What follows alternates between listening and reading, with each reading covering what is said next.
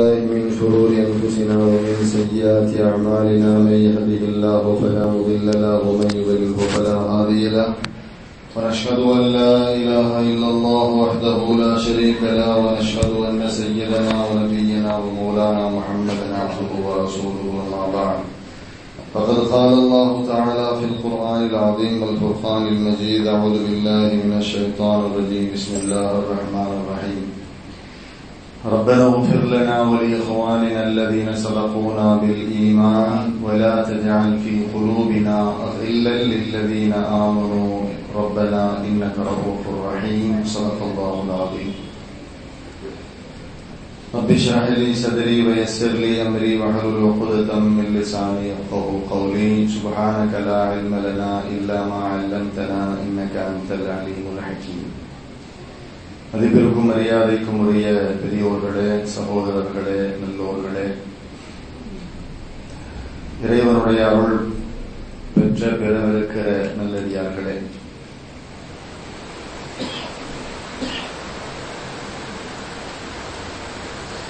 பராத் என்று சொல்லப்படுகிற இந்த அருள் பொருந்திய இரவில் அல்லாஹ் நம்மை ஒன்று சேர்த்திருக்கிறான்.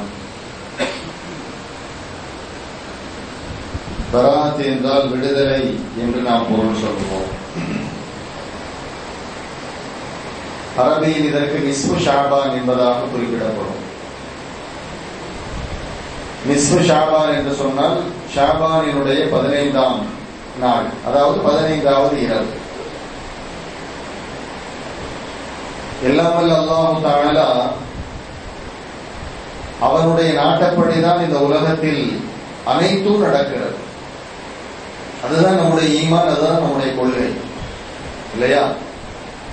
உலகத்தில் எது நடந்தாலும் சரி அல்லாஹ்வின் நாட்டப்படிதான் நடக்கிறது. நடப்பது நல்லதோ கெட்டதோ எதுவாக இருந்தாலும் அல்லாஹ்வின் நாட்டப்படி. அப்ப அந்த வரிசையில் நாம் எல்லாம் இந்த நிஸ்பு ஷாபானினுடைய, அதாவது இந்த பராத்தினுடைய இரவில் இறைவனுடைய இல்லத்தில் ஒன்று குழுமி சில நல்ல விஷயங்களை செவிமடுத்து அதே போல இந்த இரவை ஹயாத்தாக்க வேண்டும், அமல் செய்ய வேண்டும் என்ற சிந்தனையில் நாம் இங்கு ஒன்று குழுமி இருக்கிறோம் என்றால் இதுவும் அல்லாஹ்வினுடைய நாட்டம் தான். எத்தனையோ மக்கள் இந்த இரவை பள்ளிவாசலில் கழித்திடாமல், இபாதத்து செய்திடாமல் எப்படியே இருப்பார்கள். அதே நேரத்தில் அவர்கள் அனைவரும் அல்லாஹ்வினுடைய அருளை விட்டு அப்பாற்பட்டவர்கள் என்பது பொருளும் அல்ல. ஏன்னா ஒவ்வொருவருடைய சூழ்நிலை எப்படி நமக்கு தெரியாது. ஒவ்வொருவருக்கும் ஒவ்வொரு சிரமம் இருக்கும், சில கஷ்டங்கள் இருக்கும், நஷ்டங்கள் இருக்கும். சில பேர் வந்திருப்பாங்க, தொழுதுட்டு போயிருப்பாங்க, ஏதாவது வேலை இருக்கலாம். நபிகள் நாயகம் ஸல்லல்லாஹு அலைஹி வஸல்லம் அவர்களுடைய தர்பாரிலே ஒரு நினைவுக்கு வந்ததால் இதை சொல்ல வருகிறேன். பெருமானார் ஸல்லல்லாஹு அலைஹி வஸல்லம் அவருடைய மஜ்லிஸில் சுபஹ் முடித்ததற்கு பிறகு சஹாபாக்கள் ஒன்று குழுமி இருப்பார்கள். சஹாபாக்கள் அப்படியே ஒன்று குழுமி இருப்பாங்க ஸல்லல்லாஹு அலைஹி வஸல்லம் அவர்கள் பேசுவதை கேட்பதற்காக. சஹாபாக்கள் தாம் கண்ட கனவை பெருமானாரிடத்தில் சொல்லுவார்கள். ஸல்லல்லாஹு அலைஹி வஸல்லம் அதற்கு உண்டான பதில் சொல்லுவாங்க, கனவுக்கு என்ன விளக்கம்னு சொல்லுவாங்க. அதே போல தாம் ஏதாவது கனவு கண்டிருந்தால் அந்த கனவுக்கான விளக்கத்தையும் சொல்லுவார்கள். தவிர மார்க்க சம்பந்தமான பல்வேறு விஷயங்கள் அங்கு நடைபெறும். இது ஒரு அற்புதமான ஒரு மஜ்லிஸ். பெருமானவரோடு அமர்ந்திருப்பது, அவர்களோடு அனுபவமாவது, சட்டங்கள் கேட்பது, சந்தேகங்களை தீர்ப்பது, கனவை சொல்லுவது, அதற்கு விளக்கம் சொல்லுவது, பெருமானார் தான் கண்ட கனவை சொல்லுவது, அதற்கான விளக்கம் சொல்லுவது, இது எப்படிப்பட்ட ஒரு அற்புதமான ஒரு சூழல், பாக்கியம் மிகுந்த சூழல் அல்லவா? ஆனா ஒரே ஒரு சஹாபி மட்டும் எந்திரிச்சு போயிருவாங்க. ஒரே ஒரு சஹாபி, பேரு ஞாபகத்தில் இல்லை, எந்திரிச்சு போயிருவாங்க. இன்ன பிற சஹாபாக்கள் எல்லாம் அவர் குறித்து விமர்சனம் செய்ய துவங்கினார்கள். அவர் மட்டும் கிடையாது நினைச்சு போயிட்டே இருக்கிறார், உட்கார மாட்டேங்கிறார். அதாவது நம்முடைய மஜ்லிஸ்ல ஒருவர் எழுதி போறார் அப்படின்னாலும் அவரை பத்தி பல பேர் பேசுவாங்க. அதுக்கு அவர் எழுதி போறாரு, எழுதி போறாரு, எவரும் எழுதி போட்டோம், அல்லாஹ் நமக்கு கேட்கிற பாக்கியத்தை கொடுத்திருக்கிறான், அது போதும், இல்லையா? அப்போ நாம அந்த மாதிரி சொல்லுவோம். அதே போல அது சஹாபாக்கள், பெருமானாருடைய மஜ்லிஸ். அப்ப பெருமானாருடைய மஜ்லிஸில் இருந்து குறிப்பிட்ட ஒரு சஹாபி எழுப்பி செல்வதை சஹாபாக்கள் விமர்சனம் செய்தது ஒரு வகையில் சரிதான். எதிர்த்து போலாம். அந்த மாதிரி பெருமானார் அமர்ந்திருக்கிறார்கள், விஷயங்கள் சொல்லுகிறார்கள், செவிமடுக்க வேண்டும். அற்புதமான ஒரு மஜ்லிஸ். ஆனா அப்படி ஒருவர் எழுதி போனார். ஆனா இதை சொல்றது நம்முடைய பயானி நோக்கம் அல்ல. நான் பராத்திராவை பத்தி சொல்ல வந்தேன். கூட்டம் கூடுனதுனால இந்த சிந்தனை வந்துருச்சு, அதனால சொல்றேன். ஏன்னா நம்முடைய குறிப்புல கூட அது கிடையாது. கண்ணியத்திற்குரிய சகோதர பெரியவர்களே, ஸல்லல்லாஹு அலைஹி வஸல்லம் அவர்களிடத்தில் விமர்சனம் செய்தார்கள். நாயகமே குறித்த ஒரு சஹாபி இப்படி எழுதி செல்லுகிறார், அவர் குறித்து சஹாபாக்கள் எல்லாம் பரபரப்பாக பேசிக் கொள்ளுகிறார்கள். ஸல்லல்லாஹு அலைஹி வஸல்லம் சொன்னாங்க, அவர் எழுதி செல்பவரை விமர்சனம் செய்யாதீர்கள் என்றார்கள். எழுதி செல்லுகிறார் அல்லவா, விமர்சனம் செய்யாதீர்கள். அவர் எனது மஜ்லிஸில் இருந்து அவர் எழுதி செல்லுகிறார் என்றால் நிர்பந்தமான ஒரு தேவை இருக்கலாம், ஒரு காரணம் இருக்கலாம். அவர் தன்னுடைய குடும்பத்தினருக்கு உழைக்க சென்றிருக்கலாம், அல்லது அவருடைய தேவையை பூர்த்தி செய்வதற்காக உழைக்க சென்றிருக்கலாம், பெற்றோர்களுக்கு ஏதாவது கொடுத்துட்டு சென்றிருக்கலாம். அதனால அவர் குறித்து பேசாதீர்கள் என்றார்கள். மறுநாள் அந்த சஹாபியிடத்திலே பெருமானார் கேட்டாங்க, ஏன்பா எந்திரிச்சு போறீங்கன்னு கேட்டாங்க. ஏன் எதற்கு எழுப்பி செல்லுகிறாய்? அனைவரும் அமர்ந்திருக்கும் பொழுது அற்புதமான சூழல் இது, நீ மட்டும் எழுப்பி செல்லுகிறாயே, என்ன காரணம்? அந்த சஹாபி சொன்னாங்க, யார சொல்லலாம், என்னுடைய வயது முதிர்ந்த தந்தை, என்னுடைய வயது முதிர்ந்த தாய், என்னுடைய பெற்றோர்கள், என்னுடைய பிள்ளைகள், இவர்களுடைய தேவையை நான் தான் வெளியே சென்று உழைத்து பூர்த்தி செய்ய வேண்டும். நான் தான் என்ன செய்யணும்? வெளியே போய் உழைச்சி கொண்டு வந்து கொடுக்கணும். அதற்கு அதிகாலையிலேயே நான் சென்றால்தான் தோதுவாக இருக்கும் நாயகமே, அதனால்தான் நான் சென்றேன் என்றார். ஸல்லல்லாஹு அலைஹி வஸல்லம் சொன்னாங்க, இவர் தனது பெற்றோரை பாதுகாப்பதற்காக உழைக்க சென்றிருக்கிறார். ஃபீ சபீலில்லாஹ், இவர் அல்லாஹ்வின் பாதையில் இருக்கிறார் என்றார்கள். இவர் தன்னுடைய தேவையை பூர்த்தி செய்ய உழைக்க சென்றிருக்கிறார், இவர் அல்லாஹ்வின் பாதையில் இருக்கிறார். இவர் தன்னுடைய பிள்ளைகளின் தேவைகளை பூர்த்தி செய்வதற்கு உழைக்க சென்றிருக்கிறார், இவர் அல்லாஹ்வின் பாதையில் இருக்கிறார். இவருக்கு இபாதத்து செய்த நன்மை உண்டு என்றார்கள் சொன்னார்கள். அதனால நான் சொல்ல வர்றது என்னன்னா, அல்லாஹ்வின் நாட்டப்படிதான் அனைத்தும் நடக்கிறது. அப்ப அல்லாஹ்வினுடைய நாட்டப்படி நாம் எல்லாம் இந்த மஸ்ஜிதில் நிஸ்ஃபு ஷாபானிலே, பராத்துடைய இரவிலே பள்ளிவாசலில் ஒன்று குழுமிட வேண்டும், அமல்கள் செய்ய வேண்டும் என்று அல்லாஹ் பிரியப்பட்டதால் நாம் எல்லாம் ஒன்று குழுமி இருக்கிறோம். அதே நேரத்தில் இந்த மஜ்லிஸில் ஒன்று குழுமாமல் இப்பொழுது வீட்டில் சில பேர் தூங்கி கொண்டிருக்கலாம், வந்தவர்களில் சிலர் சென்றிருக்கலாம், இன்னும் ஏதோ ஒண்ணு. அதனால அவர்கள் எல்லாம் அல்லாஹ்வினுடைய அருளில் இருந்து தூரமானவர்கள் என்பது பொருள் அல்ல. முதல்ல அதை புரியுங்கிறதுனால சொல்றோம். கணியத்திற்குரிய சகோதர பெரியவர்களே, இந்த இரவு குறித்து நபிகள் நாயகம் ஸல்லல்லாஹு அலைஹி வஸல்லம் அவர்கள் பல்வேறு சிறப்புகளை சொல்லுகிற வரிசையில் முதலாவதாக சொன்னார்கள், நரகத்தில் இருந்து விடுதலை வழங்கப்படுகிறது இந்த இரவு என்றார்கள். இரண்டாவது சொன்னார்கள், உங்களது பாவங்கள் எல்லாம் மன்னிக்கப்படுகிறது என்றார்கள். மூன்றாவது சொன்னார்கள், உங்களுடைய ரிஸ்க் பூர்த்தி செய்யப்படுகிறது, தேவைகள் அதாவது நிறைவேற்றி கொடுக்கப்படுகிறது. நிறைய பேருக்கு ரிஸ்க் அப்படின்னா என்ன பொருள் விளங்குறோம்னா, ரிஸ்க்னு சொன்னா நல்ல சாப்பாடுன்னு நினைக்கிறோம். பரவாயில்ல, நம்ம அதுக்கு தான் சொல்லி பழகி இருக்கிறோம் இல்லையா? நம்ம வீட்டில் உள்ள பிள்ளைங்க வந்து சாப்பிடும் போது சோறு கீழே விழுந்துருச்சு, இட்லி கீழே விழுந்துருச்சு அப்படின்னு சொன்னா அல்லாஹ்வுடைய ரிஸ்க்கை வீணாக்காதன்னு சொல்லுவோம். இதுக்கு மட்டும்தான் நம்ம பயன்படுத்துறோம். அதனால நம்முடைய சிந்தனையில ரிஸ்க்னு சொன்னா சாப்பாடு அப்படின்னு புரிஞ்சு வச்சிருக்கிறோம். இந்த சாப்பாட்டுக்கு மட்டும் சொல்றதல்ல, மனிதனுக்கு தேவைப்படுகிற அனைத்துக்குமே ரிஸ்க் தான். காசும் ரிஸ்க் தான், மனைவியே ரிஸ்க் தான், குழந்தைங்களும் ரிஸ்க் தான், எல்லாமே ரிஸ்க். எல்லாம் இருக்கு. வல்லாஹு கைருர் ராஸிகீன், அல்லாஹ் குர்ஆன்ல சொல்றானா இல்லையா? வல்லாஹு கைருர் ராஸிகீன், அல்லாஹ் தஆலா ரிஸ்க் வழங்குவதில் சிறந்தவர். ரிஸ்க் வழங்குவதில் சிறந்தவர் அப்படின்னா சில பேர் இப்படி கூட தமிழாக செஞ்சிருக்கிறாங்க, உணவளிப்பவர்களில் உன்னதமானவன் அப்படின்னு. சாப்பாட்டுக்கு மட்டும் உரியதல்ல இந்த ரிஸ்க் என்பது. மனிதன் தேவைப்படுகிற அனைத்துமே ரிஸ்க் தான். மனிதனுக்கு எதெல்லாம் தேவைப்படுறது அல்லாஹ் தஆலா வழங்குவதில் சிறந்தவன், ரிஸ்க் வழங்குவதில் சிறந்தவன். அப்ப ரிஸ்க் வழங்குகிறான் நாம் அல்லாஹ் இந்த இரவிலே. தவிர ஸல்லல்லாஹு அலைஹி வஸல்லம் மேலும் சொன்னாங்க, தேவைகள் பூர்த்தி செய்யப்படுகிறது. குறிப்பாக தேவைகள் பூர்த்தி செய்யப்படுகிறது என்றால் நோய் நொடி, இந்த மாதிரி முசீபத்துக்கள், இவைகள் அகற்றப்படுகிறது இந்த இரவிலே. ரசூலுல்லாஹி ஸல்லல்லாஹு அலைஹி வஸல்லம் ஹதீஸ்ல சொல்லுவாங்க, நிஸ்ஃபு ஷாபானிலே, ஷாபானுடைய 15ஆம் இரவு ஜிப்ரீல் என்னிடத்தில் வந்தார். ஜிப்ரீல் என்னிடத்தில் வந்தார். யா ரசூலல்லாஹ், இது நிஸ்ஃபு ஷாபான், அதாவது ஷாபானுடைய 15ஆம் இரவு. இந்த இரவிலே எல்லாம் வல்ல அல்லாஹ் தஆலா பனி கல்ப் என்று சொல்லப்படுகிற ஒரு கூட்டத்தார், அவர்களிடத்தில் ஆடுகள் மிகுதமாக உள்ளது. அந்த பனி கல்பு கூட்டத்தாருக்கு என்ன வேலைன்னா ஆடு மேய்க்கிற தொழில், நிறைய ஆடு வச்சிருப்பாங்க. அந்த ஆடுகளினுடைய உடலில் உள்ள ரோமங்கள் அந்த ரோமங்களினுடைய எண்ணிக்கை அளவுக்கு அல்லாஹு தஆலா நரகத்திலிருந்து இந்த இரவு அவர்களை விடுதலை செய்கிறான் என்று ஜிப்ரீல் அலைஹிஸ்ஸலாத்து வஸலாம் அவர்கள் சொன்னார்கள் என்று ஸல்லல்லாஹு அலைஹி வஸல்லம் சொல்றாங்க. பைஹக்கில வருகிற ஹதீஸ். இன்னொரு ஹதீஸ்ல ஸல்லல்லாஹு அலைஹி வஸல்லம் சொல்லுவாங்க, இப்னு மாஜாவில் வருகிறது, பனீ கல்ப் என்று சொல்லப்படுகிற கூட்டத்தவர்கள், அவர்களுடைய ஆடுகள், அந்த ஆடுகளில் உள்ள ரோமங்கள், அந்த ரோமங்களினுடைய எண்ணிக்கை அளவு அல்லாஹு தஆலா அடியார்களை மன்னிக்கிறான் என்று சொன்னார்கள். இன்னொரு ஹதீஸ்ல ஸல்லல்லாஹு அலைஹி வஸல்லம் சொன்னாங்க, அந்த ஆடுகளினுடைய உடலில் உள்ள ரோமங்கள் இருக்கிறதா இல்லையா, அந்த ரோமங்களினுடைய எண்ணிக்கை அளவை விட அதிகமாக அடியார்களை மன்னிக்கிறான் என்றார்கள் ஸல்லல்லாஹு அலைஹி வஸல்லம். இப்படி பல ஹதீசுகளில் பல சிறப்புகளை நாயகம் ஸல்லல்லாஹு அலைஹி வஸல்லம் அவர்கள் இந்த இரவு குறித்து நமக்கு தெரியப்படுத்துகிறார்கள் நல்லவர்களே. அது மட்டுமல்ல, இப்னு மாஜாவில் ஒரு ஹதீஸ் வருகிறது. ஏன்னா ஹதீஸ் இருக்கா நமக்கு தெரியணுமா இல்லையா? நாம ஒரு இரவை அனுஷ்டிக்கிறோம் என்றால் அதுக்கு ஆதாரம் என்ன?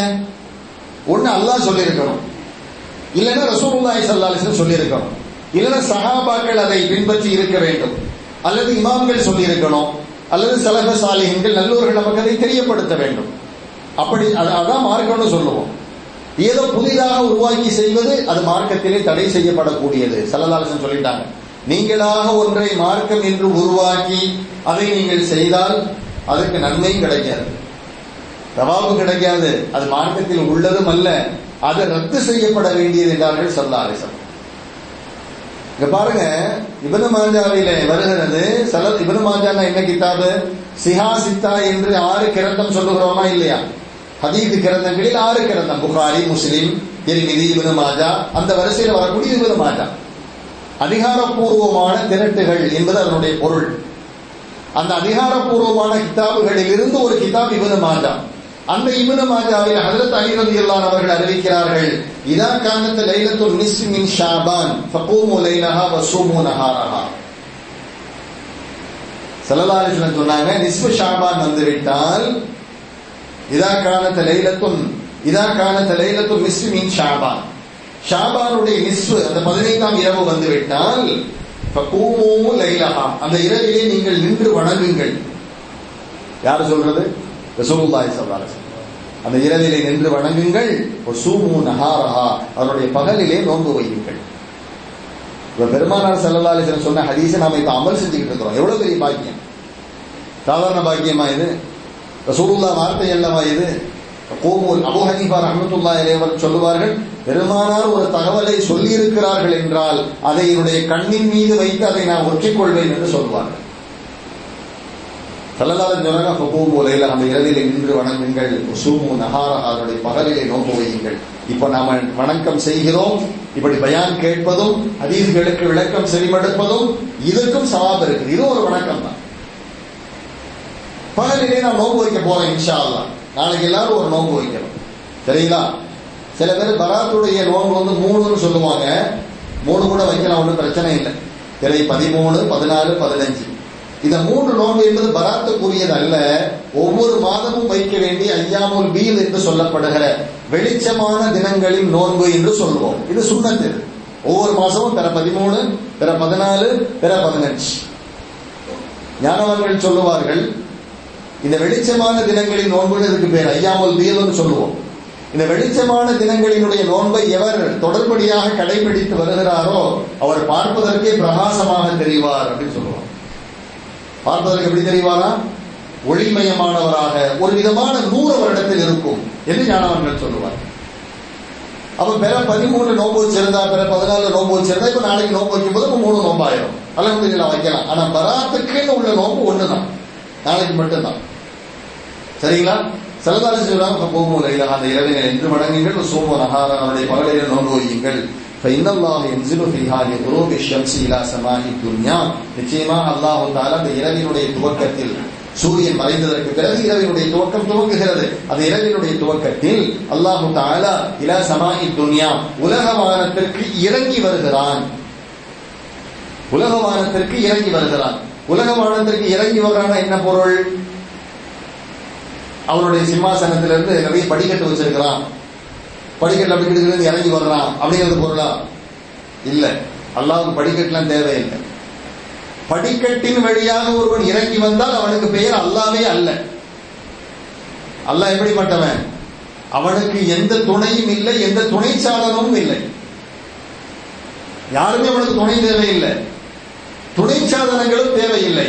இப்ப நாம வர்றோம் அப்படின்னு சொன்னா, நம்ம தூரத்துல இருந்து வந்திருப்போம், நமக்கு பைக் தேவைப்பட்டிருக்கும், அல்லது வீட்டுல இருந்து பள்ளிவாசலுக்கு வந்திருப்போம், காலினுடைய உதவி நமக்கு தேவைப்பட்டிருக்கும், நடந்தானே வந்தோம், பெருமாள் நடந்தா வந்திருப்போம். அப்ப இது போன்றுதான் அல்லாவா? இல்லை. இது போன்று அல்லான்னு ஒருத்தன் இருந்தா அவனுக்கு பேர் அல்லாவே அல்ல. அல்லாஹ் எப்படிப்பட்டவன்? நினைத்ததை உடனே செய்து முடிப்பவன். அல்லாஹ் மிக மாபெரும் வல்லமையாளர். இன்னல்லாஹ அலா குல்லி ஷைஇன் கதீர். பேஷக் அல்லாஹ் தபாரக வ தஆலா சாரே சீஸோं में குதரத் वाला है. அல்லாஹ் எப்படிப்பட்டவன்? அனைத்து வல்லமைகளுக்கும் சொந்தக்காரன். அன்னல் குவத லில்லாஹி ஜமீஆ. அல்லாஹ்விடத்தில் தான் அனைத்து குவத்துகளும் இருக்கிறது.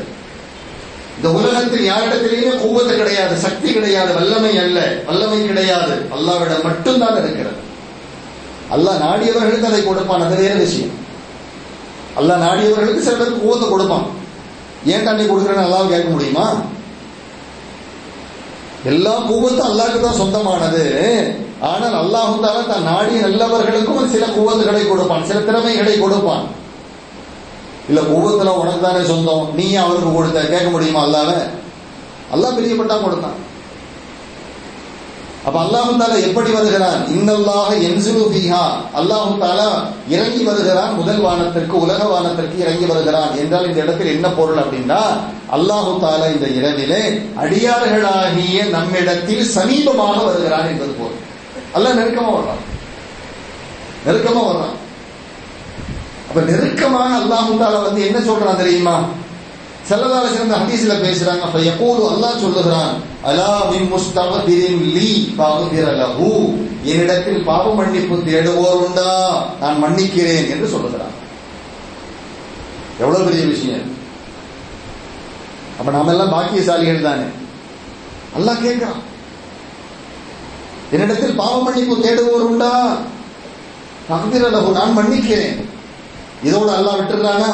ஸல்லல்லாஹு அலைஹி வஸல்லம் சொல்றாங்க, அல்லாஹ் சொல்லுகிறான், அலா முஸ்தர்ஸிகுன் ஃபர்ஸுகுஹு. ரிஸ்க் தேவைப்படுவோர் உண்டா? காசு வேணுமா, பணம் வேணுமா, வசதி வேணுமா, வாய்ப்பு வேணுமா, வீடு வேணுமா, பங்களா வேணுமா, கடை வேண்டுமா, வியாபாரம் வேண்டுமா, வியாபாரத்திற்கு கஸ்டமர் வேணுமா, கடன் தொல்லை போகணுமா, என்ன ரிஸ்க் வேணும் உங்களுக்கு கேளுங்க, நான் தர்றேன். யாரு சொல்றா? அல்லாஹ் சொல்றான். மட்டுமல்ல, இந்த நிஸ்ஃபு ஷாபானிலே மேலும் அல்லாஹ் தஆலா சொல்லுவதாக ஸல்லல்லாஹு அலைஹி வஸல்லம் சொல்றாங்க, அலா முபத்தலன் ஃபவ்ஆஃபியஹு.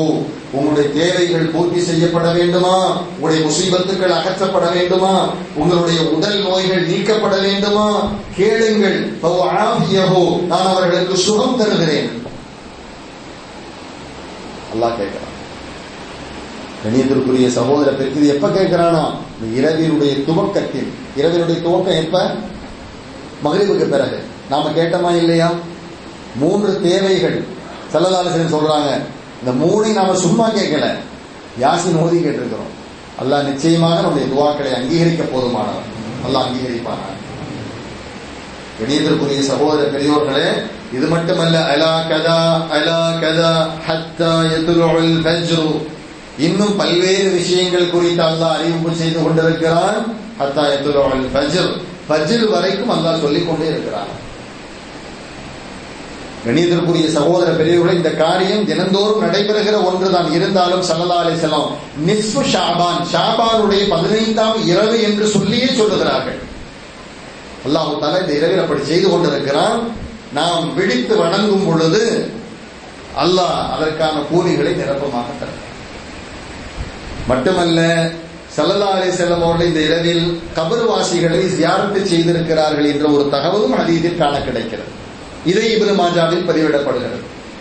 பொதுவாகவே பராத்துடைய இரவு வந்துருச்சுன்னா ஜியாரத்து செய்யணும் அப்படிங்கிறது நம்முடைய சிந்தனையில இருக்குதா இல்லையா? இது நாம உருவாக்கி கொண்டதல்ல. என்னைக்குமே ஒன்றை விளங்க வேண்டும். நாம் ஒரு அமலை செய்கிறோம் என்றால் அது தொன்று தொட்டு செய்யப்பட்டு கொண்டு வருகிறது என்றால் ஏதோ நம்முடைய தாதாவுக்கு தாதா ஒண்ணுமில்லாதவர் அவர் ஏற்படுத்தினது அப்படிங்கிறது பொருள் அல்ல. என்றைக்குமே அப்படி நினைச்சிடாதீங்க. ஏன்னா நிறைய நபர்கள் என்ன செய்யறோம் அப்படின்னா, நம்முடைய பெற்றோர்கள் தவறான வழியில் இருந்திருக்கிறார்கள், அது தவறான பழக்கம் என்னிடத்துல வந்துருச்சுன்னு சொல்லி பெற்றோர்களை புறந்தள்ளுகிற ஒரு சூழ்நிலை ஏற்பட்டிருக்கிறது. அல்லாஹ் பாதுகாப்பானாங்க. கணியத்திற்குரிய சகோதர பெரியோர்களே, அப்படி அல்ல. நான் ஆரம்பத்திலே சொல்லிட்ட அனைத்துக்கும் ஹதீஸுகள் இருக்கிறது. என்ன இருக்குது? ஹதீஸ். பராத்துடைய இரவு வந்துருச்சுன்னு சொன்னா நம்ம சியாரத்துக்கு போறோம். பராத்துடைய இரவுல மட்டுமா போறோம்? இந்த இரவுல மட்டுமா போவோம்? எல்லா காலமும் போறோமா இல்லையா? இந்த பராத்துடைய இரவு கொஞ்சம் ஓரமா வச்சிருங்க. மற்ற காலங்களில் நம்ம சியாரத்துக்கு போறோம். எப்படி போறோம்? ஒரு ஜனாசா வந்துருச்சுன்னு சொன்னா அந்த ஜனாசா பின்னால போவோம். போய் அங்க போய் தபன் செஞ்சுட்டு அங்க சில துவாக்கள் செய்து விட்டு சியாரத் செஞ்சுட்டு வந்துருவோம். பிறகு நம்முடைய வாப்பா இறந்திருப்பாங்க, நம்முடைய நன்னா இறந்திருப்பாங்க, நம்முடைய உமா இறந்திருப்பாங்க, அல்லது முதியோர்கள் இறந்திருப்பார்கள். அவர்களுடைய கபரை சியாரத்தை செய்வதற்கு நாம் செல்லுவோம். திடீர்னு நினைச்சா போவோம், வருவோம். சில பெரியவர்களோட கபரை கூட நினைச்சா நம்ம போவோம், சியாரத்தை செய்வோம். அப்ப இந்த பராத்துடைய சியாரத்தை தவிர மற்றும் உள்ள சியாரத்துகள் இருக்குது பாத்தீங்களா? அந்த கபர் வாசிகளுக்காக நாம் செல்லுகிறோம். யாருக்காக போறோம்? கபர் வாசிகளுக்காக. அதான் அட்ரஸ், அதான் உண்மையான வீடு. கபரிஸ்தானுக்கு நாம போய் என்ன சொல்றோம் தெரியுமா? அஸ்ஸலாமு அலைக்கும் தார கௌமி மூமின். மூமின்களினுடைய இல்லங்களில் இருப்பவர்களே, உங்கள் மீது சலாம் உண்டாவதாக. அன்தும் சலம், எங்களை நீங்கள் முந்திக் கொண்டீர்கள் என்றாலும் நாங்க பின்னால வருவோம் சொல்லுவோம். நிரந்தரமான அட்ரஸ் எங்க தெரியுமா? நிரந்தரமான முகவரி எது தெரியுமா? நமக்கு கபரிஸ்தான். நிரந்தரமான முகவரியை கபரிஸ்தான். நாடு வேணா வித்தியாசப்படும். நம்முடைய தாதா, நம்முடைய முன்னோர்கள் எங்க இருக்கிறாங்கன்னா கபர்ல தான் இருக்கிறாங்க. கபரிஸ்தான் போட்டு பிராக்கெட்ல இந்தியான்னு போட வேண்டியதுதான். இன்னும் தெளிவா போட்டோன்னா சென்னைன்னு போட்டுக்கிற வேண்டியதுதான். எந்த ஊர்ல இருக்கிறோமோ அந்த இதுதான் முகவரி. ஆப்பிரிக்காவில் ஒருவர் இறந்திருக்கிறாருன்னு சொன்னா கபரிஸ்தான் போட்டு பிராக்கெட்ல ஆப்பிரிக்கான்னு போட்டுருக்கணும். முடிஞ்சு போச்சு. இதான் முகவரி. உண்மையான நிரந்தரமான முகவரி என்பது அதுதான். ஸல்லல்லாஹு அலைஹி வஸல்லம் அந்த ஹதீஸ்ல அப்படித்தான் சொல்லி தர்றாங்க. மூமின்களினுடைய இல்லங்களில் வசிப்பவர்களே, உங்கள் மீது சலாம் உண்டாவதாக. அன்தும் சலம், நீங்கள் எங்களை முந்திக் கொண்டீர்கள், நாங்கள் பின்னால் வரவிருக்கிறோம் இன்ஷா அல்லாஹ். அதுதான் உண்மையான இல்லம், அதுதான் உண்மையான வீடு. இப்ப அங்க போய் என்ன செய்யறோம்? ஜியாரத் யாருக்காக வேண்டி? நம்முடைய முன்னோர்களுக்காக ஜியாரத்தை செய்ய செல்லுகிறோம். ஆனால் இந்த பராத்துடைய இரவுல ஜியாரத்துக்கு போறோம் தெரியுமா? இது எதற்காக என்றால் நமக்காக நாம போறோம். எதுக்காக போறோம்? நமக்காக நாம் செல்லுகிறோம். என்னுடைய நிரந்தர வீட்டை நாம் காண செல்லுகிறோம். நமது நிரந்தர இல்லங்களை தரிசிக்க செல்லுகிறோம். பெருமானார் ஸல்லல்லாஹு அலைஹி வஸல்லம் அவர்கள் அவருடைய நிலை குறித்து அன்னை ஆயிஷத்து சித்திகா ரலியல்லாஹு அன்ஹா அவர்கள் சொல்லுவார்கள், ஒரு நாள் இரவு நபிகள் நாயகம் ஸல்லல்லாஹு அலைஹி வஸல்லம் அவர்கள் என்னுடைய படுக்கையில் அவர்களை காணவில்லை. படுக்கையில் அவங்க இல்லை. நான் என்ன செஞ்சேன் அப்படின்னா, கருத்து உத்துருக்கு, நான் அவர்களை தேடிக்கொண்டு புறப்பட்டேன், வெளியே சென்றேன். அப்போது ஸல்லல்லாஹு அலைஹி வஸல்லம் ஜன்னத்துல் பகீஅ் என்று சொல்லப்படுகிற பொது கபரிஸ்தானிலே தன்னுடைய இரு கரங்களை வானத்தின் பக்கம் உயர்த்தி கொண்டு துஆ செய்து கொண்டிருந்தார்கள். பொது கபரிஸ்தானில் பெருமானார் ஸல்லல்லாஹு அலைஹி வஸல்லம் அவர்கள் இரு கரங்களையும் வானத்தின் பக்கம் உயர்த்தி கொண்டு துஆ செய்து கொண்டிருந்தார்கள். ஜன்னத்துல் பகீஅ் எங்க இருக்கு தெரியுமா? மதீனால இருக்கு. மதீனா முனவ்வராவில். நம் அனைவருக்கும் அல்லாஹ் தஆலா செல்லுகிற பாக்கியத்தை தருவானாக. இங்க பாருங்க, ஆயிஷத்து சித்திகா ரலியல்லாஹு அன்ஹா பெருமானாருக்கு சமீபமாக சென்றார்கள். சமீபமாக சென்றவுடன் ஸல்லல்லாஹு அலைஹி வஸல்லம் சொன்னாங்க, யா ஆயிஷா அகுன்தி தகாஃபினா யஹீஃபல்லாஹு அலைக்கி வ ரசூலுஹு, ஆயிஷாவே, அல்லாஹ்வும் ரசூலும் உனக்கு அநீதம் செய்து விடுவார்கள் என்று பயந்தாயா? என்ன பதற்றத்தோடு வந்திருக்கிறாங்க. ஆயிஷா ரலியல்லாஹு அன்ஹா படுக்கையை காண பெருமானார், இரவு நேரம் அது. ஸல்லல்லாஹு அலைஹி வஸல்லம் சொன்னாங்க, அல்லாஹ்வும் ரசூலும் உனக்கு அநீதம் செய்து விடுவார்கள் என்று எண்ணினாய் ஆயிஷா? அது ஒருபோதும் அல்ல. அல்லாஹ்வும் ரசூலும் உனக்கு என்ன செய்ய மாட்டாங்க? ஒருபோதும் அநீதம் செய்ய மாட்டார்கள். உடனே ஆயிஷா ரலியல்லாஹு அன்ஹா சொன்னாங்க, ஒமாபிதாலிக்கு, அப்படிலாம் ஒண்ணு இல்லை நாயகன், அப்படிலாம் ஒண்ணு இல்லை. வலாக்கின்னி, ஆனால் வலந்து, நான் எண்ணினேன், அன்னக்கு அசைத்த பாத நிசாயிக்க, இன்னபிற மனைவிமார்களில் உள்ள ஒரு மனைவி இடத்தில் நீங்கள் சென்றிருப்பீர்களோ என்று நான் கருதுகிறேன். நான் மட்டும் உங்களுக்கு மனைவி இல்லையே, பல மனைவிகள் இருக்கிறாங்கல்ல, ஏதாவது மனைவி வீட்டுக்கு போயிருப்பீங்க அப்படின்னு நான் நினைச்சேன். இன்னிய வரன்து, நான் அப்படி எண்ணினேன் என்று குறிப்பிடுகிறார்கள். பிறகு ஸல்லல்லாஹு அலைஹி வஸல்லம் சொன்னாங்க, இது என்ன இரவு தெரியுமா? இது நிஸ்ஃபு ஷாபான், ஷாபானுடைய 15ஆம் இரவு. எல்லாம் வல்ல அல்லாஹ் தஆலா பனி கல்ப் என்று சொல்லப்படுகிற அந்த கூட்டத்தாரினுடைய ஆடுகளில் உள்ள உடலில் உள்ள ரோமங்களின் எண்ணிக்கை அளவுக்கு அல்லாஹ் நரகத்திலிருந்து மக்களை எல்லாம் விடுதலை செய்கிறான். அப்படிப்பட்ட ஒரு பாக்கியம் பொருந்திய இரவுதான் இது என்று ஸல்லல்லாஹு அலைஹி வஸல்லம் அவர்கள் அங்கு அடையாளப்படுத்துகிறார்கள். இந்த ஹதீஸ் சொல்லுகிற தகவல் என்னன்னா, இந்த நிஸ்ஃபு ஷஅபான்ல ஸல்லல்லாஹு அலைஹி வஸல்லம் பொது கபர்ஸ்தானுக்கு ஜியாரத்துக்கு போயிருக்கிறாங்க அப்படிங்கிறது தெரிவிக்குதா இல்லையா? கேட்கும்போது நமக்கு என்ன புரியுது? இந்த நிஸ்ஃபு ஷஅபான், இந்த பராத்துடைய இரவிலே ரசூலுல்லாஹி ஸல்லல்லாஹு அலைஹி வஸல்லம் பொது கபர்ஸ்தானுக்கு சென்றிருக்கிறார்கள். சென்றதோடு மட்டுமல்ல, சுத்தி பார்த்துட்டு வரல. நிறைய பேர் என்ன செய்யறதுன்னா ஒரு ஜாலியா போறோம், அப்படி அல்ல, ஒரு கவலையோட போகணும். ஏன்னா நிரந்தர தங்குமிடம் நமக்கு அதுதான், அந்த நியத்துல தான் நம்ம போறோம். ஸல்லல்லாஹு அலைஹி வஸல்லம் போய் அந்த துஆவும் செய்து விட்டு வந்திருக்கிறார் ரப்பிடத்தில். கணியத்திற்குரிய சகோதர பெரியோர்களே, நாம் இறந்து போனதற்கு பிறகும் கூட நம்முடைய கபரை ஜியாரத்து செய்யறதற்கு சில நன்மக்கள் வரக்கூடிய அளவுக்கு நாம் இந்த உலகத்தில் வாழ்ந்து மறைய வேண்டும். ஏதோ வாழுகிறோம் என்பது அல்ல. நம்முடைய வாழ்க்கை எப்படி இருக்குன்னு சொன்னா, வாழும் போது மக்கள் நம்மை நினைத்து பார்க்க வேண்டும். வாழ்ந்து மறைந்ததற்கு பிறகு நம்முடைய கபருக்கு வந்து ரப்பிடத்திலே துஆ செய்பவர்களாக இருக்கணும். அதுக்கு என்ன செய்யணும் அப்படின்னா, வாழுகிற பொழுது அல்லாஹ் ரசூலினுடைய உத்தரவுகளுக்கு கீழ்ப்படிந்து நடப்பது, உறவுகளை சேர்த்து வாழ்வது, சில விஷயங்களை விட்டு கொடுத்து செல்வது, இது போன்று வாழும் பொழுதுதான் நாம் மரணித்த பிறகும் கூட நம்மை நினைத்து பார்ப்பதற்கு சில பேர் இருப்பாங்க. ஸல்லல்லாஹு அலைஹி வஸல்லம் பிள்ளைகளிலேயே நல்ல பிள்ளை யார் அப்படின்னு சொல்லும் பொழுது, உன்னுடைய மரணத்திற்கு பிறகு உனக்காக வேண்டி துஆ செய்கிற பிள்ளை அதான் நல்ல பிள்ளை. நான் சொல்றேன், போயிட்டாண்டா எங்க அப்பா அப்படின்னு சொல்லிட்டு இவன் வந்து நிம்மதியா இல்லாம, தகப்பனார் சென்றதற்கு பிறகு அவருடைய நினைவிலே ரப்பிடத்திலே துஆ செய்கிறதல்லவா, அந்த குழந்தை நல்ல பிள்ளை. அதுபோல உள்ள பிள்ளைகளாக நம்முடைய பிள்ளைகளை நாம் வார்த்தெடுக்க வேண்டும். தவிர நாம் இறந்து போனதற்கு பிறகும் நம்மை வந்து ஜியாரத்து செய்து நமக்காக துஆ செய்யணும் அப்படின்னு சொன்னா, அதுபோல நாம உலகத்துல வாழணும் அப்படிங்கிறதை விளக்கணும். ஸல்லல்லாஹு அலைஹி வஸல்லம் அவர்கள் ஜியாரத்து செய்திருக்கிறார்கள் இந்த இரவு என்பதை நாம் பார்க்கிறோம். அதே இதெல்லாம நாம வாழுகிற காலத்துல தீமைக்கு பயந்து நமக்கு மரியாதை செய்யக்கூடிய அளவுக்கு நம்முடைய வாழ்க்கை இருக்கக்கூடாது. ஏன்னா இன்னைக்கு வந்து மரியாதைகள் கண்ணியங்கள் எல்லாம் எப்படி அப்படின்னு சொன்னா, நமக்கு முன்னால நம்ம மதிப்பாங்க, போன உடனே அப்படியே மரியாதை செய்வார்கள். நாம் அப்படி திரும்பின உடனே நம்ம வந்து ஏசுவாங்க.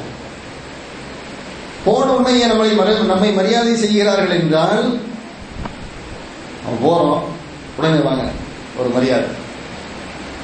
எதுக்குன்னு சொன்னா, இவன் மோசமான ஆளு, அவருடைய மோசத்திலிருந்தும் தீமையிலிருந்தும் தன்னை தற்காத்துக் கொள்வதற்காக நம்மை மதிக்கிறாங்க. நம்ம முன்னால மரியாதையா பேசிட்டு நம்ம போனவர்கள் என்ன செய்வாங்க, நம்மை பற்றி வேறு ஏதாவது தவறாக பேசுவார்கள். இது ஒரு போலித்தனமான, இந்த மரியாதை தேவையே இல்லை இல்லையா? அப்ப நமக்கு நேரில் மதிப்பது, நாம் சென்ற பிறகு நம்மை தூற்றுவது என்பது அப்ப நம்முடைய குணம் சரியில்லைன்னு அர்த்தம். நம்மிடத்தில் குறைவான, அதாவது தீமையான எண்ணங்களும் சிந்தனைகளும் இருக்கிறது. நம்முடைய தீமைக்கு பயந்து நம்மை அவன் புகழுகிறான் என்பது பொருள். அதுபோன்று இருக்கக்கூடாது. இணையத்திற்குரிய சகோதரர்களே, இப்ராஹிம் அலைஹிஸ்ஸலாத்து வஸ்ஸலாம் அவர்கள் இப்படி துஆ செய்வார்கள். குர்ஆன்ல அல்லாஹ் சொல்றார், என்ன துஆ அப்படின்னா, வஜஅலி லிசான சித்கின் ஃபில் ஆகிரி, யா அல்லாஹ் பிற்காலத்தினுடைய மக்களின் நாவின் மூலமாக எனக்கு ஒரு நிலையான புகழை, உண்மையான புகழை கொடு அப்படின்னு துஆ செய்திருக்கிறார். பிற்காலத்தினுடைய மக்களினுடைய நாவின் மூலமாக எனக்கு உண்மையான புகழை கொடு, உண்மையான மரியாதை கொடு. அப்ப உண்மையான மரியாதையை பெறுகிற அளவுக்கு நம்முடைய வாழ்வு இருக்கணும். இன்னைக்கு எத்தனையோ நல்லோர்களினுடைய வாழ்வை நாம் நினைத்து பார்க்கிறோம் இல்லையா? ஹஜ்ரத் இப்ராஹிம் அலைஹிஸ்ஸலாத்து வஸ்ஸலாம் போன்ற நபிமார்களை நினைத்து பார்க்கிறோம், பல வலிமார்களை நாம் பேசுகிறோம். இதெல்லாம் காரணம் என்ன அப்படின்னு சொன்னா, அவர்களுடைய வாழ்க்கை அப்படி இருந்துச்சு. அதான் உண்மையான புகழ். அந்த உண்மையான புகழை பெறுகிற அளவுக்கு என்னை நீ வாழச் செய்வாயாக. தபூக் யுத்தத்தின் போது ஒரு சஹாபி, ஹஜ்ரத் அப்துல்லா துல் பஜாதைன் ரலியல்லாஹு அன்ஹு என்று சொல்லப்படுகிற ஒரு சஹாபி, அருமையான சஹாபி, இள வயதிலேயே ஈமான் ஏற்றுக்கொண்டவர்கள், இஸ்லாத்திற்காக நிறைய தியாகங்களை செய்த ஒரு சஹாபி அப்துல்லா துல் பஜாதைன் ரலியல்லாஹு அன்ஹு. அவங்க தபூக் யுத்தத்தில் வஃபாத் ஆயிட்டாங்க.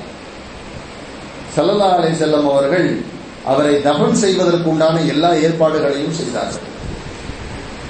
குழி தோண்டப்பட்டது மட்டுமல்ல, அந்த குழிக்குள் பெருமானார் இறங்கினார்கள். அந்த குழிக்குள்ள பெருமானார் ஸல்லல்லாஹு அலைஹி வஸல்லம் அவர்கள் இறங்கி அப்துல்லா ரலியல்லாஹு அன்ஹுடைய ஜனாசாவை ஸல்லல்லாஹு அலைஹி வஸல்லம் முபாரக்கான கரத்தினால் பிடித்து உள்ளே வைத்து பிறகு கபரு குழிக்குள் நின்று கொண்டு வானத்தை நோக்கி கரத்தை விரித்து துஆவும் செய்திருக்கிறார்கள். ஜனாசாவை கொண்டு போய் அப்படியே தூக்கி போட்டு வந்துடக்கூடாது. அங்க நின்று அவருடைய நலனுக்காக துஆ செஞ்சுட்டு வரணும். ஸல்லல்லாஹு அலைஹி வஸல்லம் அப்துல்லா துல் பஜாதைன் ரலியல்லாஹு அன்ஹு அவர்களுடைய கபருக்குள் இறங்குனாங்க. ஜனாசாவை வாங்கி உள்ள வச்சு அந்த குழியில நின்று துஆ செய்யறாங்க. என்ன துஆ செஞ்சாங்க தெரியுமா? அல்லாஹும்ம இன்னி அம்சைத்து அன்ஹுராம், யா அல்லாஹ் நான் இவருடைய வாழ்வை பொருந்திக் கொண்டேன், ஃபர்த அன்ஹு நீயும் இவரை பொருந்திக் கொள்வாயாக. இவருடைய வாழ்வை நான் பொருந்திக் கொண்டேன் யா அல்லாஹ் நீயும் பொருந்திக் கொள்வாயாக. எவ்வளவு பெரிய துஆ இது. நான் பொருந்திக்கிட்டேன், நீ பொருந்திக்கோ. ஸல்லல்லாஹு அலைஹி வஸல்லம் அவருடைய துஆவை அல்லாஹ் நிராகரிக்க போவதில்லை. பெருமானாருடைய பிரியம் தான் அல்லாஹ்வின் பிரியம். அல்லாஹ் குர்ஆன்ல பேசும்பொழுது கூட வஅத்தியுல்லாஹ வஅத்தியுர் ரசூல, அல்லாஹ்வுக்கு கட்டுப்படுங்க, அல்லாஹ்வுடைய ரசூலுக்கு கட்டுப்படுங்கங்கறான். அசல்ல அல்லாஹ்வுடைய ரசூலுக்கு கீழ்ப்படிந்து நடப்பதுதான் அல்லாஹ்வுக்கு கட்டுப்படுதல் என்பது பொருள். ஸல்லல்லாஹு அலைஹி வஸல்லம் சொன்னாங்க, யா அல்லாஹ் நான் இவரை பொருந்திக் கொண்டேன், எனவே நீயும் இவரை பொருந்திக் கொள்வாயாக. இந்த இடத்துல ஒரு விஷயம் என்னன்னா, ஸல்லல்லாஹு அலைஹி வஸல்லம் அவர்கள் இதுபோல சில சஹாபாக்களுக்கு தான் செஞ்சிருக்கிறாங்க. குறிப்பாக அப்துல்லா துல் பஜாதை ரலியல்லாஹு அன்ஹு அவர்களுக்காக வேண்டி அவர்களது கபரில் பெருமானார் இறங்கிய கபரில் வேதனை நடக்குமா? முதல்ல பெருமானார் ஸல்லல்லாஹு அலைஹி வஸல்லம் அவர்கள் நடந்து வந்தாலே பல்வேறு விதமான சுகம் அங்கு ஏற்படும் என்று குறிப்பிடுவார்கள் வலிமார்கள். ஸல்லல்லாஹு அலைஹி வஸல்லம் கபருக்குள்ள இறங்கி நின்று தன்னுடைய முபாரக்கான கரத்தினால் அந்த ஜனாசாவை வாங்கி உள்ள வச்சுட்டு பிறகு அந்த குழியில நின்று அவருக்காக துஆ செஞ்சிருக்கிறாங்கன்னா, அப்ப அந்த அளவுக்கு அந்த சஹாபி செய்தது என்ன?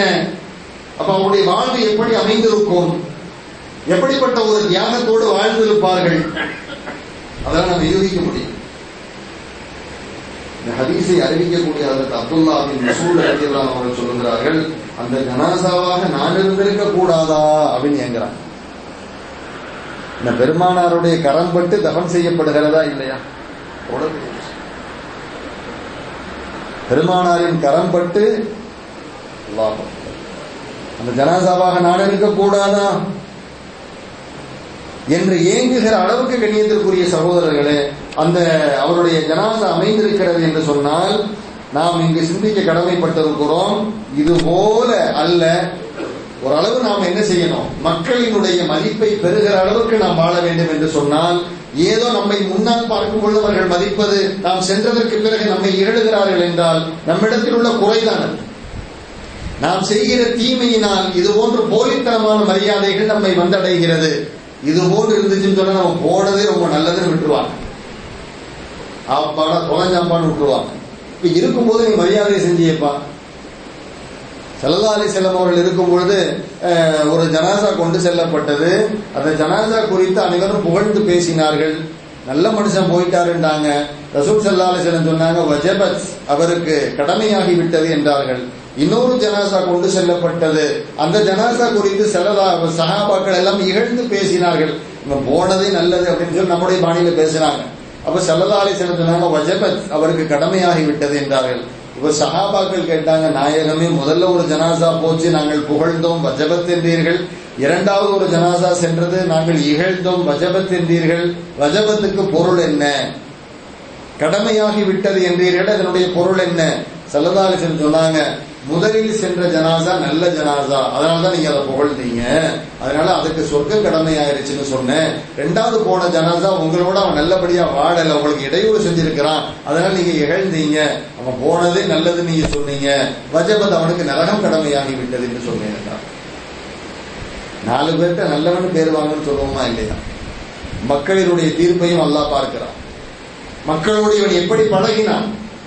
அல்லாஹ்வுக்கு இந்த அடியான் செய்த தீமைகள் இருக்கலாம். தொழாம இருப்பாரு, ஜகாத் கொடுக்காம இருப்பாரு, இன்னொரு விஷயங்கள் பிற்போக்கா இருந்திருப்பாரு, பிறகு பின்னாலேயே அந்த தொழுகை நிறைவேற்றி இருப்பார், வேறு விஷயம். அதாவது தொழுகை கடமையானதிலிருந்து தொழாமல் இருந்திருப்பார்.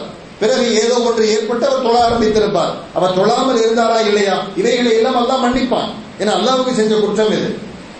அல்லாஹ்வுக்கு ஒரு தீமை செய்து விட்டால் அல்லாஹ் மன்னிப்பான், அது வேற. ஆனா அடியார்களுக்கு தீமை செய்து விட்டால் அல்லாஹ் மன்னிக்க மாட்டாது.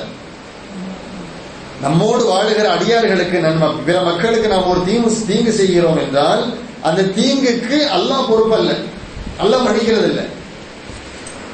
ஏன் தெரியுமா?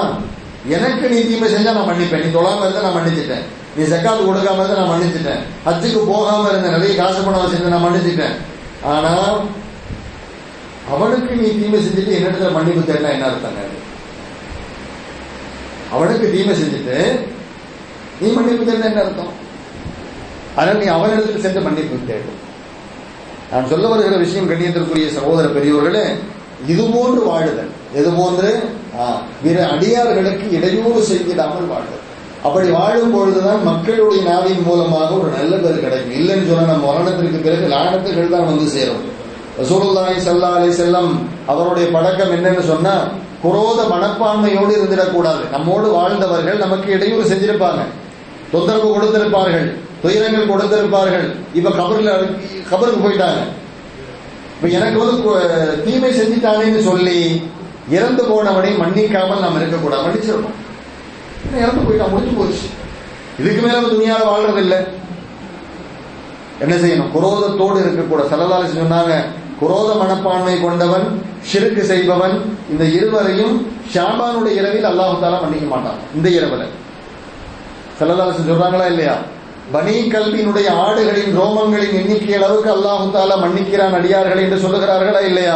ஆனா மன்னிக்காத நபர்களை ஸல்லல்லாஹு அலைஹி வஸல்லம் சொன்னாங்க. இந்த இரவுல கூட அல்லாஹ் மன்னிக்காத நபர் யாருன்னு சொன்னா ரெண்டு பேர். ஒன்னு இணை வைத்தவன், இன்னொருவன் குரோத மனப்பான்மை உடையவன். குரோதனா என்ன? உலகத்திலே வாழும் பொழுது நமக்கு அநீதம் செய்திருப்பான், அவன் இப்பொழுது இறந்து போயிட்டான், அவனை மன்னிக்காம இல்ல மன்னிச்சிருந்தான்.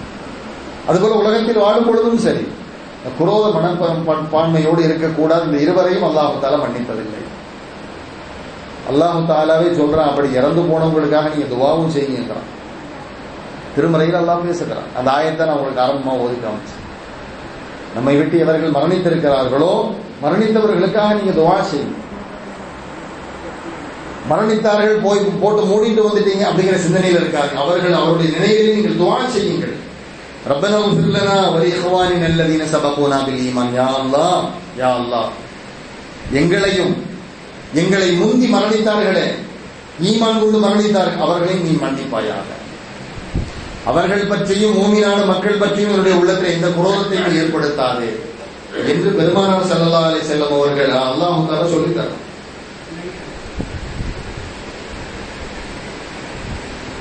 யா அல்லாஹ், எங்களையும் மன்னிச்சிரு, எங்களை விட்டு ஈமானிலே முந்தி இறந்து போயிட்டாங்களா இல்லையா அவர்களை மன்னித்து விடு. அவர்கள் குறித்தும் சக ஈமான்தாரிகள் குறித்தும் என்னுடைய உள்ளத்திலே, என்னுடைய கல்புகளில் குரோதத்தை நீ ஏற்படுத்தி விடாதே, நீ மன்னிக்கும் மாண்பாளன் என்று நீங்கள் துஆ செய்யுங்கள் என்று அல்லாஹ் தபாரக வ தஆலா திருமறையின் மூலமாக சொல்லித் தருகிறார். அடுத்த ரசூல் ஸல்லல்லாஹு அலைஹி வஸல்லம் ஒரு ஹதீஸில் சொல்லுவாங்க, இறந்து போனவர்களுக்காக துஆ செய்வது.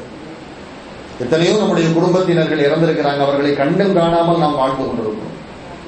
ஏதோ சில தவறான தகவல்களுடைய காதுகளில் போய் விழுந்திருக்கலாம், அதனால் அவர்களை மண்ணை போட்டு மூடிட்டு வந்துட்டு அதோட முடிஞ்சு போச்சு அப்படிங்கிற சிந்தனையில பரவலான மக்களுடைய சிந்தனை இருப்பதை நாம் பார்க்கிறோம். இல்ல, எவர்கள் நம்மை விட்டு மரித்திருக்கிறார்களோ அவர்களுடைய நினைவில் நீங்கள் துஆவும் செய்ய வேண்டும். ஸல்லல்லாஹு அலைஹி வஸல்லம் சொல்றாங்க. மரித்து போனவர்களின் நிலை எப்படி தெரியுமா? ஒரு ஹதீஸ்ல வருது, மல் மையித்து பில் கபரி இல்லா கல் கரீகில் முத்தகஃபிஸ், நீரில் மூழ்கி தத்தளிக்க கூடியவர். நான் இப்ப உங்களுக்கு பயான் செய்யல, நீ பயான் நினைக்காதீங்க, சில தெளிவுகளுக்காக பேசிக் கொண்டிருக்கிறேன். மதரசா பிள்ளைகளுக்கு பாடம் நடத்துவாங்களா இல்லையா, சில தெளிவுக்காக பேசுங்க. பயான் அதனுடைய தோரணை வேற, தெளிவுக்காக பேசுறோம். நிறைய பேருக்கு சில சில சங்கடங்கள் இருக்கிறது, சில விஷயங்கள் குறித்து அதை தெளிவுபடுத்த தான் பேசுறோம். ஸல்லல்லாஹு அலைஹி வஸல்லம் சொல்றாங்க, மல் மையித்து பில் கபரி இல்லா கல் கரீகில் முத்தகஃபிஸ், நீரில் மூழ்கி தத்தளிப்பவன் எப்படி தன்னுடைய உயிருக்கு போராடி கொண்டிருப்பானோ, தனக்கு பாதுகாப்பு உதவி கிடைக்காதா என்று ஏங்கிக் கொண்டிருப்பானோ, அதுபோன்று கபரில் இருப்பவர்களின் நிலை இருக்கிறது. ஸல்லல்லாஹு அலைஹி வஸல்லம் சொல்றாங்க. ஒரு மனிதன் கடல் நீர்ல மூழ்கிறான், அவருடைய சிந்தனை என்ன? யாராவது காப்பாற்ற மாட்டாங்களா? விமானத்தில் போயிட்டு இருக்கிறாங்க, விபத்து ஏற்படுது, விபத்து ஏற்பட போகிறது என்று அவர் விமானி அறிவிப்பு செய்கிறார். அவருடைய மனோநிலை எப்படி இருக்கும்? யாராவது வந்து காப்பாற்ற மாட்டாங்களா? திடீர்னு ஒரு நல்ல இடத்துல லேண்ட் ஆகிறாதா, அல்லது திடீர்னு ஒரு ஆச்சரியம் நடக்கிறாதா? ஏங்குவார்கள். அந்த ஏக்கத்துக்கு எல்லையே கிடையாது. அதுபோன்று கபரில் இருப்பவர்கள் ஏங்குவார்களாம். நீர் ஸல்லல்லாஹு உதாரணம் சொல்றாங்க, மல் மையித்து ஃபில் கபரி இல்லா கல் கரீகில் முத்தரப்பி, நீரில் மூழ்கி தத்தளிப்பவன் தனக்கு பாதுகாப்பு உதவி தேடி ஏங்குபவனை போல கபரில் உள்ளவர்கள் யாராவது உதவி செய்ய மாட்டாங்கன்னு தவிக்கிறாங்க. என்தவிரு தாவதன் தல்ஹகுஹு மின் அபின் அவ் உம்மின் அவ் அஹின் அவ் சதீகின், தாய் தந்தை உறவுகள் உடன்பிறப்புகள் தன்னுடைய நண்பர்கள் ஏதாவது நமக்காக வேண்டி துவா செய்ய மாட்டார்களா என்ற எதிர்பார்ப்பில் அவர்கள் இருக்கிறார்கள். என் தவிருங்கிறாங்க ஸல்லல்லாஹு அலைஹி வஸல்லம். அவர்கள் எதிர்பார்த்து கொண்டிருக்கிறார்கள். உருதுல இன்திசார்னு சொல்லுவோம். எதிர்பார்க்கிறார்கள். என்ன எதிர்பார்க்கிறாங்க? எங்க அம்மா எனக்கு துவா செய்ய மாட்டாங்களா, என்னுடைய சகோதரன் எனக்கு துவா செய்ய மாட்டானா, என்னுடைய நண்பன் எனக்கு துவா செய்ய மாட்டாங்களா, என்னுடைய தந்தை எனக்கு துவா செய்ய மாட்டாரா என்று கபரில் இருப்பவர்கள் ஏங்கிக் கொண்டிருக்கிறார். ஸல்லல்லாஹு அலைஹி வஸல்லம் மேலும் சொல்றாங்க, ஃபைதா லஹிகத்துஹு கானத் அஹப்ப இலைஹி மினத் துன்யா வமா ஃபீஹா, உங்களுடைய துஆக்கள் அவர்களை சென்று அடையும் பொழுது அவர்கள் பெறுகிற சந்தோஷத்தின் அளவையும் ஸல்லல்லாஹு அலைஹி வஸல்லம் சொல்றாங்க, கானத் அஹப்ப இலைஹி மினத் துன்யா வமா ஃபீஹா, இந்த துனியாவில் உள்ள எல்லா பொருளை விட அந்த துஆவை அவர்கள் அதிகம் நேசிப்பார்கள். 1000 கோடி ரூபாய் தரேன்னு சொல்லி கபர் வாசித்து சொல்லி பாருங்க, எனக்கு தேவையில்லை நீ வச்சுக்கோங்க. கபருக்கு போன பிறகுதான் தெரியும் 1000 கோடி ரூபாய் எல்லாம் போலியானது அப்படின்னு.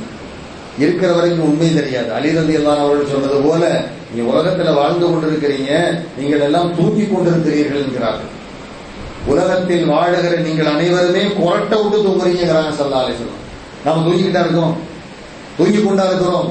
கடையில கல்லால உட்கார்ந்து தூங்குனா வியாபாரம் ஆகுமா? ஆனா அலி ரலியல்லாஹு சொல்றாங்க, நீங்க எல்லாம் கொரட்ட விட்டு தூங்குறீங்கிறாங்க. இது வித்தியாசமா இருக்குது. ஆமா தூங்குறீங்க நீ, ஆனால் விழிப்பீர்கள் எப்பொழுது தெரியுமா? மரணம் வந்தால் விழித்துக் கொள்வீர்கள். கபர்ல இருக்கிறார் பாத்தீங்கன்னா, ஸல்லல்லாஹு அலைஹி சொல்றாங்க, நீரில் மூழ்கி தத்தளிப்பவன் எப்படி தனக்கு உதவி கிடைக்காது என்று ஏங்குகிறானோ அது போன்று அவர்கள் நிலை இருக்கிறது. நான் அவனுக்கு ஒரு 1000 கோடி ரூபாய் தரேன்னு சொல்லி பாருங்க, எனக்கு துவா வேண்டும். அந்த துவாவை தான் அவர்கள் பெரிதாக மதிப்பார்கள். ஸல்லல்லாஹு அலைஹி வஸல்லம் இன்னொரு ஹதீஸ்ல சொல்லுவாங்க, இன்னல்லாஹ அஸ்ஸ வ ஜல்ல யுத்கிலு அலா அஹ்லில் குபூரி மின் துஆஇ அஹ்லில் அர்தி அம்சாலல் ஜிபால், உலகில் உள்ளோரின் துஆக்களை அல்லாஹ் தஆலா மலைகளின் அளவுக்கு கபர்வாசிகளுக்கு சேர்த்து வைப்பான். நாமெல்லாம் கபர்வாசிகளுக்கு துஆ செஞ்சா மலை அளவுக்கு அல்லாஹ் தஆலா கொண்டு போய் சேர்த்து வைப்பானா. வ இன்ன ஹதியத்தல் அஹ்யாஇ இலல் அம்வாதி அல் இஸ்திக்ஃபாரு லஹும், உயிர் வாழுகிற மனிதர்கள் மரணித்தவர்களுக்காக வழங்கும் சன்மானம் எது தெரியுமா? அவர்களுக்காக பாவ மன்னிப்பு தேடுவது. யா அல்லாஹ், என் பெற்றோர் மரணித்து விட்டனர், அவர்கள் செய்த பிழைகளை மன்னித்து விடு நாயனே. யா அல்லாஹ், என் சகோதரன் இறந்து விட்டான், அவன் செய்த பிழைகளை மன்னித்து விடு நாயனே என்று நாம் துஆ செய்கிறோமா இல்லையா? இந்த துஆ தான் அவர்களுக்கு நாம் வழங்குகிற சன்மானம். அல்லது சில ஏழைகளை அழைத்து அவர்களுக்கு உணவு கொடுத்து விட்டு, யா அல்லாஹ், நான் கொடுத்த இந்த உணவினுடைய சவாபை அந்த கபர்வாசிக்கு சேர்த்து வைப்பாயாக. அல்லாஹ் சேர்த்து. ஒரு ஹதீஸ்ல இப்படி வருது, நீங்கள் அவர்களுடைய நிய்யத்தில் செய்கிற நன்மைகள் அவருடைய கபருக்கு போய் சேரும் என்கிறார்கள். பைஹக்கியில் பதிவு செய்யப்பட்டிருக்கிறது. இறந்து போனவர்களுக்காக வேண்டி நாம் செய்கிற நல்ல அமல்கள் அவர்களுக்கு அதன் மூலமாக ஒரு நிலை, அங்கு உயர்ந்த நிலை ஏற்படுகிறது என்பதையும் ஸல்லல்லாஹு அலைஹி வஸல்லம் சொல்லியிருக்கிறார். கபர்வாசிகள் இன்னர் ரஜுல துரஃபஉ தரஜத்துஹு ஃபில் ஜன்னah, சொர்க்கத்தில் ஒரு படித்தரம் ஒருவருக்கு உயர்த்தப்படுமா. சொர்க்கத்தில் ஒரு சாதாரண சொர்க்கத்தில் இருப்பார், அவருடைய அந்தஸ்து எல்லாம் திடீர்னு கூட்டுவான், திடீர்னு உயர்த்துவான். அப்ப அவர் கேட்பாராம், எப்போது அண்ணா ஹாதா, இது எப்படி எனக்கு கிடைத்தது, எங்கிருந்து இது கிடைத்தது? அப்ப அவரிடத்துல சொல்ல போறோம், இஸ்திக்பாரி வலதிக லக, உன்னுடைய பிள்ளை உனக்கு செய்த துஆ, உனக்கு செய்த இஸ்திக்பார், அதன் பொருட்டால் உன்னை நான் உயர்த்திருக்கிறேன். வினயத்திற்குரிய சகோதர பெரியோர்களே, இந்த இரவு அல்லாஹ் தஆலா நமக்கு கொடுத்த ஒரு அருள் மிகுந்த இரவு. ஸல்லல்லாஹு அலைஹி சொல்றாங்க, இந்த இரவுல அல்லாஹ் நம்மை நோக்கி வருகிறார். பெருமானார் அங்கு சென்று தியானத்தும் செய்திருக்கிறார். அதாவது கபர்வாசிக்கு துஆ செஞ்சிருக்கிறார். வருஷத்துல ஒரு நாளாவது இது போன்ற திகதியிலேயாவது நாம் என்ன செய்யணும்? நாம் நிரந்தரமாக தங்கும் இடத்தை தரிசிக்கக்கூடிய சிந்தனையில் அந்த கபர்வாசிக்காக நாம் துஆவும் செய்ய வேண்டும். ஏன்னா பெரும்பாலும் இறந்து போனவங்களுக்கு துஆ செய்யறதுக்கு நமக்கு சந்தர்ப்பமே கிடைக்கிறது இல்லை. கிடைக்குதா இல்லையா? பெரும்பாலும் கிடைக்கவில்லை. அப்ப இறந்துருப்பாங்க, ஒரு வருஷம் முடிஞ்சவங்க ஊரையே கூப்பிட்டு விருந்து போட்டிருப்பாரு, அதை கூட மறந்துடுவார். அது கூட இந்த சிந்தனை வராது. உடைய முன்னோர்கள் மறித்திருப்பார்கள், அந்த நேரத்தில் ஏதாவது செஞ்சிருப்பார், அதை கூட மறந்து போயிருவார். இல்லை, அவருடைய நீயத்திலே அவருடைய சிந்தனையில் ஏழைகளுக்கு உணவளிப்பது, அது இல்லாதவர்களுக்கு ஏதாவது வசதிகள் செய்து கொடுத்து அந்த தவாவை அவர்களுக்கு சேர்த்து வைப்பது, இதெல்லாம் மார்க்கத்தில் உள்ள விஷயம்.